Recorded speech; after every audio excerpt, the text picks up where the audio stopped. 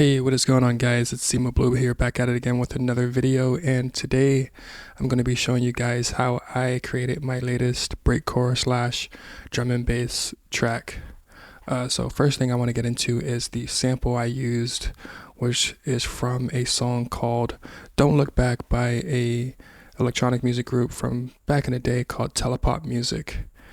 If you know, you know. Let's check out the opening sample.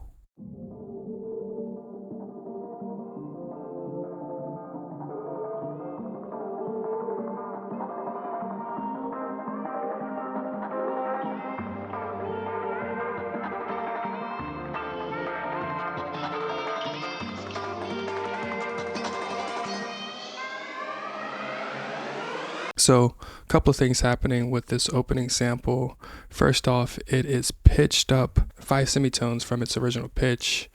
It also has some cymatics origin on it, which is a lo-fi kind of emulator that gives it a vintage feel with saturation, some noise, and a little bit of warping movement as if it was playing on vinyl.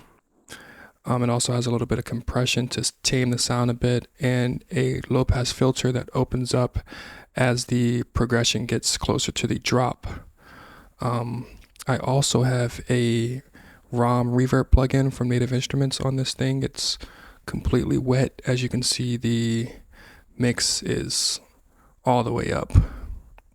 And I also have a bit of automation happening on it as well with the ROM plugin. Check it out. With the size, as it gets closer to the drop, the size of the reverb actually gets smaller, so it gives this kind of warping, transitioning effect. Check it out. Listen. Actually, let me solo it because I also have a transitioning effect on it to further enhance the feeling of the drop coming. So listen one more time. Pretty cool. Something I discovered while messing around with some knobs in real time as I was, messing with the sample. You might want to try it too. All right, so moving on to the next portion of this track, we have the drop. Let's give it a listen.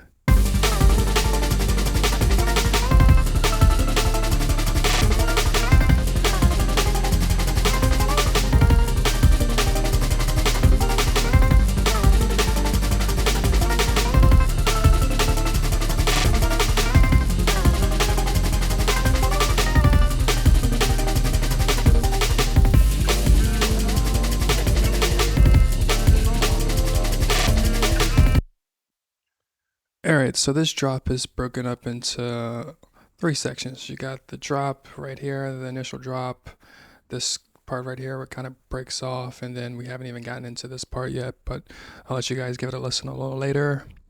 But let's just start off with this first sample right here.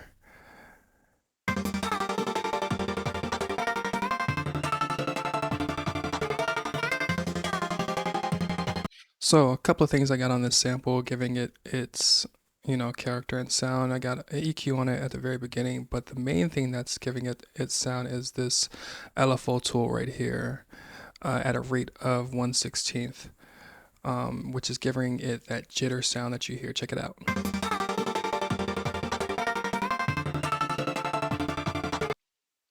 I decided to do that because it sounds cool. What do you think? It also has a bit of saturation on it as well to beef it up a little bit and give it a little bit of distortion. And the sample it's not in mono. Let me delete that. I had that on for reasons I don't even know anymore. It's also layered with the same thing without the LFO on it. And this one is in mono. So check it out.